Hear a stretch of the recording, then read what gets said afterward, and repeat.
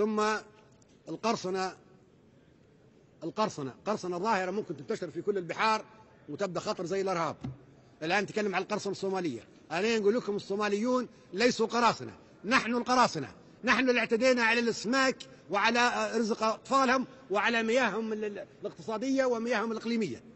كل السفن متاعكم كلها، ليبيا على الهند على اليابان على أمريكا على أي دولة في العالم، كلنا نحن القراصنة، نحن اعتدينا على مياه السودان على مياه الصومال. بعد انهارت دولة الصومال جينا ننهش فيها. الصوماليين يدافعوا عن ثروة السمك اللي هي قوتهم، قوت أطفالهم. تحولوا إلى قراصنة الدفاع عنها، ما هم قراصنة، مدافعين عن رزق أطفالهم. وتزيدوا الآن بتعالجوها معالجة خاطئة. قال نبعث السفن الحربية تضرب الصوماليين. ابعث السفن حربيه تضرب القراصنه اللي اعتدوا على ثروه الصوماليين وعلى رزق اطفالهم. عدوا وين تلقوا سفينه صيد اجنبيه اضربوها. على اي حال، انا اجتمعت بالقراصنه وقلت لهم انا بنعمل معاهده بينكم وبين العالم، اتفاقيه ان العالم يحترم المنطقه الاقتصاديه الصوماليه اللي هي مداها 200 ميل بحري حسب قانون البحار، وكل الثروه البحرية في هذه المنطقة هي ملك للصوماليين. العالم يحترم هذه المنطقة، رقم واحد. رقم اثنين، تمتنع كل الدول عن إلقاء النفايات السامة في المياه الاقتصادية الصومالية على شواطئ الصومال. بالمقابل الصوماليين يمتنعوا عن مهاجمة السفن. حنعد هذه المعاهدة اتفاقية ونعطيها للجمعية العامة المتحدة.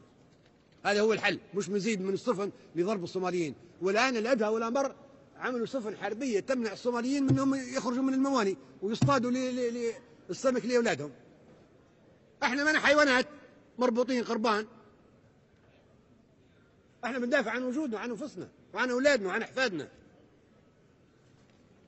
احنا ما خايفين، احنا عندنا حق في الحياة. الكرة الأرضية هي ما مصنوعة للدول الكبرى، صنع حرب لنا كلنا نعيش فيها ذلة أبدا. You're all a bunch of fucking assholes. You know why?